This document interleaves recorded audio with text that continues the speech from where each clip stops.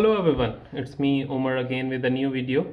तो जैसा कि मैंने अपनी पहली इंट्रोडक्टरी वीडियो में बताया था कि मैं एक ईएमसी इंजीनियर हूं और बीइंग एन ईएमसी इंजीनियर मैं डिफरेंट काइंड ऑफ इक्विपमेंट्स को टेस्ट करता हूं, उनको सर्टिफाई करता हूं यूरोपियन और अमेरिकन स्टैंडर्ड्स के अकॉर्डिंग। तो उस चीज़ को, उस ईएमसी को मैं फर्दर एक्सप्लेन करने वाला हूं कि ईएमसी होती क्या है और इसमें ईएमसी में क्या चेक किया जाता है और इसको क्यों करना ज़रूरी है। तो सबसे पहले तो मैं ये बता दूं कि EMC stands for electromagnetic compatibility. और EMC को टेस्ट करना इसलिए ज़रूरी है कि इससे पता चल सके कि ये इक्विपमेंट जब यूज़ होगा तो इसके अंदर से जो रेडिएशंस निकलेंगी वो रेडिएशंस एक सर्टन लिमिट्स के अंदर हैं, क्योंकि हर चीज़ की लिमिट्स डिफाइंड हैं ऑलरेडी। तो अगर वो उसके अंदर से निकलने वाली रेडिएशंस उस लिमिट्स के अंदर होंगी तो वो हमारे लिए हार्मफुल नहीं है। अगर वो उस लिमिट से बाहर हैं तो वो रेडिएशंस ह्यूमंस के लिए हार्मफुल हो सकती हैं, और उसके साथ साथ वो रेडिएशंस दूसरे इक्विपमेंट्स के लिए भी डेंजरस हो सकती हैं। लाइक फॉर एग्जांपल, अगर आपके घर में एक मोटर चल रही है तो जब आपने कभी नोटिस किया हो, अगर किसी के साथ ये प्रॉब्लम हो रही हो कि मोटर जब आप बटन ऑन करते हो तो आपकी वॉशिंग मशीन जो है वो काम करना रुक जाती है।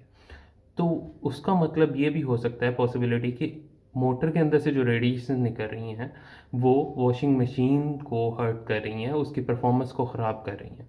तो they could be couple of multiple reasons.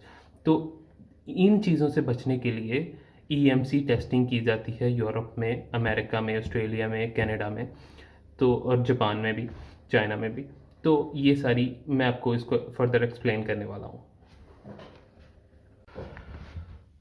तो मैंने आपको एग्जांपल दी थी मोटर की, जो कि आमतौर पर घरों में यूज़ होती है, जो कि एक होम अप्लायंस है, और वॉशिंग मशीन की, इसी तरह कुकर भी एक होम अप्लायंस है। तो होम अप्लायंसेस पे थोड़े से लॉज जो हैं वो स्ट्रिक्ट हैं, क्योंकि वो एक घर के इन्वायरमेंट में यूज़ होने वाली है, जिसमें बच्चे भी होंगे, आमतौर पर घर वाले लोग होंगे। तो उसमें से इमिशंस जो निकलनी चाहिए वो कम निकलनी चाहिए as compared to the industrial equipment, जो कि इक्विपमेंट इंडस्ट्री में यूज़ होगा, जहाँ पे बहुत बड़ी बड़ी मशीन्स होंगी। तो इसी तरह जैसे आपकी वॉशिंग मशीन मोटर की रेडिएशन से डिस्टर्ब हो सकती है, इसी तरह आपकी motor itself can be disturbed bye washing machine. So washing machine से निकलने वाली रेडिएशंस जो हैं वो मोटर पे भी इफ़ेक्ट कर सकती हैं। तो उसके लिए हमने एक सिनेरियो क्रिएट करना होता है कि जहाँ पे रेडिएशंस निकलें और मोटर पे पड़ें, और मोटर देखा जाए कि मोटर की परफॉर्मेंस तो नहीं ख़राब हो रही वॉशिंग मशीन की वजह से, या किसी भी और इक्विपमेंट जो कि अराउंड चल रहा है घर में। वो माइक्रोवेव ओवन हो सकता है, वॉशिंग मशीन हो सकती है, या कुछ भी, या ड्रायर हो सकता है। तो इसीलिए हमने उसको बोलते हैं रेडिएटेड इम्यूनिटी टेस्ट। लाइक वो कितनी रेडिएशंस को इम्यून कर सकता है वो इक्विपमेंट। तो इसी तरह ये तो हो गए रेडिएटेड एमिशंस टेस्ट और रेडिएटेड इम्यूनिटी टेस्ट। सो ईएमसी को मेनली दो हिस्सों में डिवाइड किया जाता है, एमिशंस एंड इम्यूनिटी।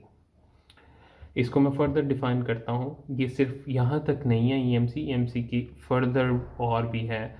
ये तो हो गई ऐसे इक्विपमेंट के लिए जिसके लिए केबल्स नहीं है, और इसके अलावा एक और टेस्ट भी होता है जिसको बोलते हैं ईएसटी।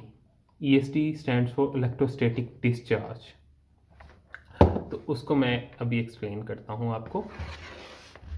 तो ईएसटी टेस्ट को मैं इस तरह डिफाइन करूँगा कि फॉर एग्जांपल आपने अक्सर फील किया होगा कि अगर आप कारपेट पे वॉक करके जाते हैं, अपनी फ्रिज खोलते हैं, तो आपको अक्सर करंट पड़ जाता है। आप कहते हैं वो मुझे तो करंट पड़ गया, कहीं ये शॉर्ट तो नहीं है फ्रिज। आप कंप्लेन करते हैं, मोस्टली इलेक्ट्रिशियन से भी बात करते हैं कि यार मेरी फ्रिज में करंट है, शायद या कुछ मसला है, ये शॉर्ट हो गई है, मुझे करंट पड़ता है इससे। तो करंट नहीं होता। हम जब वॉक करते हैं, हमारा जिस्म ज़मीन के साथ रगड़ खाता है, तो उस रगड़ की वजह से हमारे जिस्म पे चार्ज इकट्ठा हो जाता है। और जब हम जाके फ्रिज को टच करते हैं, जो कि मेटल की होती है सम टाइम, तो वो मेटल जो है हमारे जिस्म पे जो चार्ज इकट्ठा हुआ है वो हमारे हाथ से वो जाके मेटल को जब लगता है फ्रिज को, तो हमारा सारा चार्ज जो है वो सारा फ्रिज पे में चला जाता है, और वो डिस्चार्ज हो जाता है फ्रिज में जाके, और हमें एक शॉक लगता है। तो वो एक अच्छा खासा करंट होता है जो हमारी बॉडी को लगता है। वो 1 kV, 1000 वोल्ट, 2000 वोल्ट, 4000 वोल्ट तक भी हो सकता है। तो वो सिनेरियो को भी हमने एक टेस्टिंग के ज़रिए चेक करना होता है। हमने किसी भी प्रोडक्ट को के अराउंड वो सिनेरियो क्रिएट करना होता है कि वो 1 kV, 2 kV, 4 kV तक हम उस पे वो चार्ज डिस्चार्ज करें उस प्रोडक्ट को जिसको हमने टेस्ट करना है, और देखें कहीं ये ख़राब तो नहीं हो जाती। फॉर एग्जांपल ये मीटर है, तो इसको मैं टेस्ट करूँगा। एक गन होगी जो कि आर्टिफिशियली वो 2 kV, 4 kV electrostatic discharge create करेगी, और जब वो मैं उसको गन को यहाँ पे लगा के ट्रिगर करूँगा तो वो 4 kV इसके अंदर जाएगा। तो और देखेंगे कि इसकी परफॉर्मेंस तो नहीं ख़राब हो जाती। फॉर एग्जांपल ये मीटर एक रीडिंग्स दे रहा है, तो ये रीडिंग्स ख़राब तो नहीं हो जाती हैं, ये इसका डिस्प्ले तो नहीं चला जाता, या फिर ये मीटर काम करना तो नहीं छोड़ जाता। तो इस तरह वो इलेक्ट्रोस्टैटिक डिस्चार्ज को भी हम जिस किस्म की भी प्रोडक्ट होगी। तो जुड़े रहें मेरे साथ उमर ऑटोज़ पे, वेरी इंपॉर्टेंट होंगी वो वीडियोस, और नॉर्मल इंसान के लिए भी जो कि एक जिसको इन चीज़ों का नहीं पता उसके लिए वेरी इंफॉर्मेटिव होगी। Thank you.